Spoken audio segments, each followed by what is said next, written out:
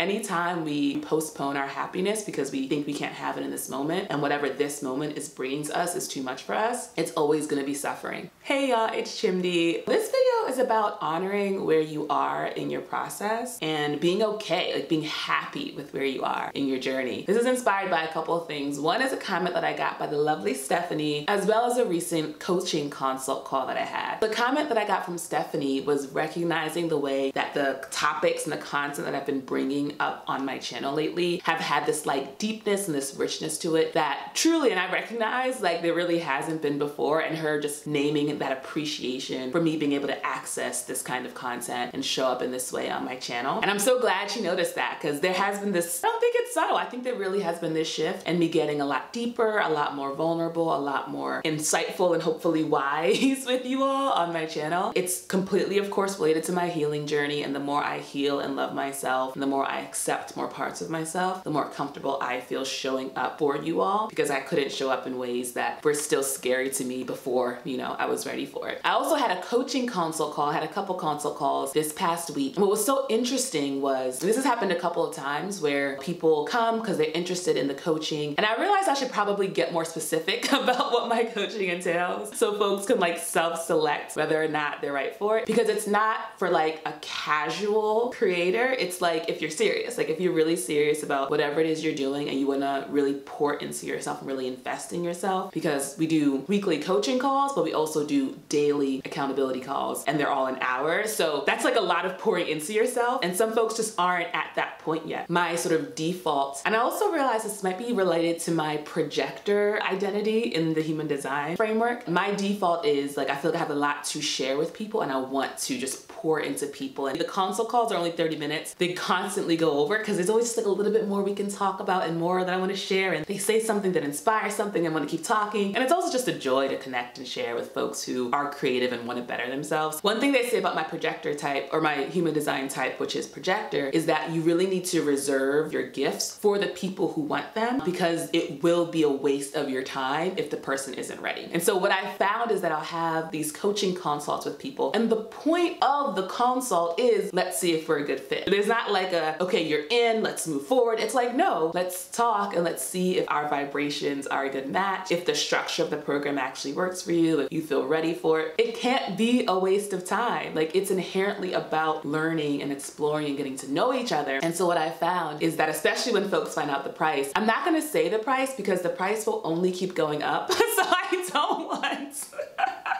I don't want to like lock that in here now. Like, the price is what it is right now. Literally, time will only, it's only inflation, baby, but also me loving myself and knowing my self-worth. You can't put a price on changing lives.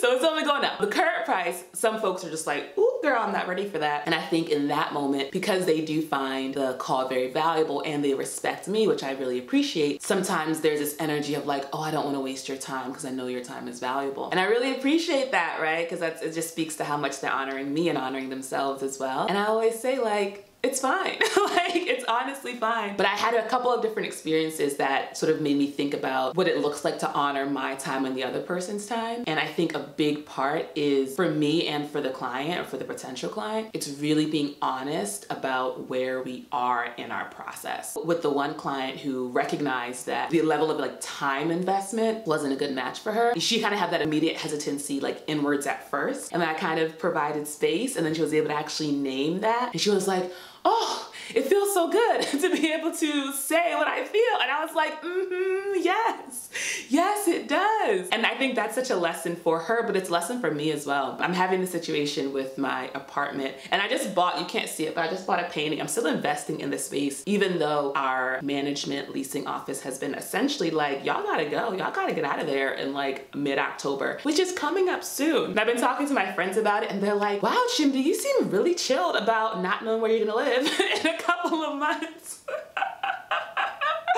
And I was like, you know, I know God got me. I know it's gonna be fine. And at the same time, and this is what I realized, there was a part of me that was still scared. Like a part of me that was actually still really, really scared. Like, okay, but like, I know God has us, but actually for real, where are we gonna live? Like, what is the plan here? Like, New York City is expensive and people wanna live here and rent, like, you know, all the reasons, all the like, but here's why you should actually be really scared. And part of me wanted to like shut that part aside and throw that part of me in the closet and be like, shut up, we have faith here. We love God here. Don't worry about it. It's gonna be okay. And that is what we often do to the parts of ourselves that, especially the parts of ourselves that are scared, but usually like angry, guilty, ashamed. Sometimes it's so uncomfortable to like recognize and like accept that those parts of ourselves are a part of ourselves. So we just try to like hide it away. And that shows up a lot with my coaching with people who are having challenges with their creativity. It's because there's parts of them that's like really scared about putting themselves out there in whatever way. And instead of wanting to like feel that, they're like, let me just power on through. And I'm always like, it's not about powering on through, baby. It's about lovingly embracing yourself. And so I took my own coaching and I lovingly embraced the part of myself that was still like, yeah, girl, I'm fucking scared about where we're gonna live. And it felt so good because that part of me has been here the whole time. She just wasn't able to get any light. Everyone wants some light. And that part of me that was in the shadow, I was able to like lovingly bring her out. And it helped me realize the parts of my dynamic with God that are tied to my childhood dynamic. Can I trust God? Can I really trust God? And I had this moment where I actually spoke to Chimdi in her apartment, like future Chimdi, and we were just talking and she was like, you can trust God. God's not gonna break his promises. And I was like, oh, and it led to all this weeping, of course. Also, this is my 2 cents, but I think how we feel about God, like what we project onto God, especially the parts that are more challenging, are a direct reflection of how we feel about our parents and specifically our father.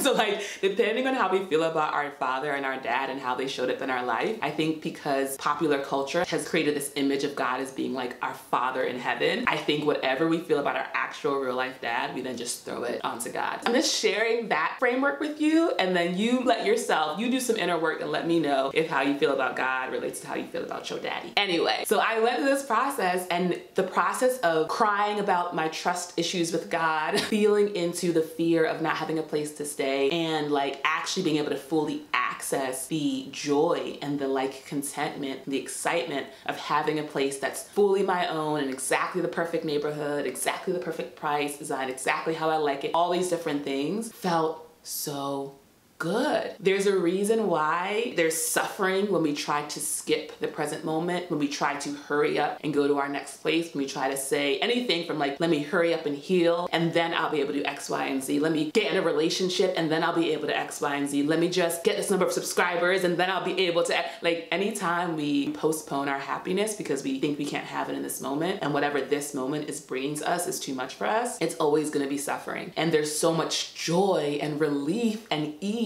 when we just admit like, oh, I'm scared. Oh, I'm sad. Like whatever is going on, it's happening. So let's just admit that it's happening. And when we admit that it's happening, that's how it goes away.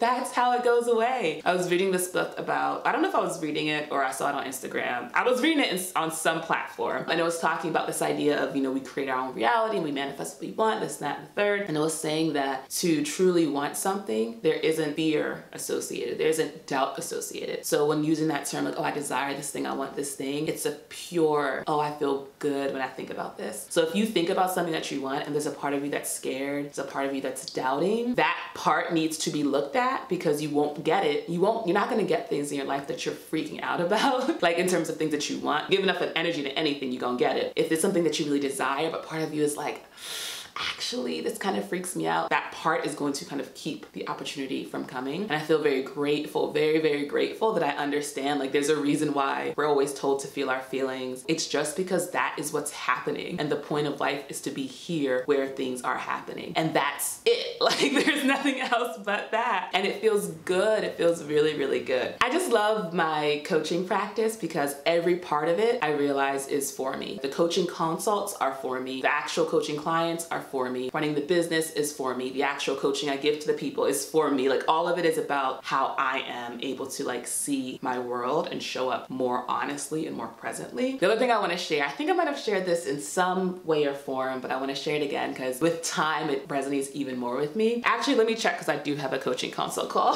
in a little bit, and I'm like, I need to make sure that I'm not late for my own call. Okay, I've got 4 minutes. It was actually at the end of Remote Year, this travel program I did. We were going around sharing what the experience really taught us. And what I shared is that I really understood there are many, many ways of living life. Like, there isn't one right way. There's a right way for me, Chimdi, but that's just for me, and everyone else has their own path. And I really learned to appreciate just how diverse and how many different ways there are to live a really beautiful life. And I had someone come up afterwards and tell me that really resonated. Like, I thought that was really honest and true what you were saying. And I was like, thanks. And I asked him, I said, what is one thing, because it took me a whole year to learn that. And I was like, what is one thing that you think it'll take me another year to learn? Inside looking out, I can't see it now, but outside looking in, you can see my life and how I'm showing up, and you can say, here's a lesson you're gonna learn. And what he said was, I think you're gonna learn to have more depth and be less superficial in the content you create. And I took that personally. I was like, you're not even my audience. You don't even know what I'm talking about. You know, I was very, and that's, whenever you're defensive, y'all, defensiveness is always a sign. And so I was like, you don't even know what you fucking talking about. You know, I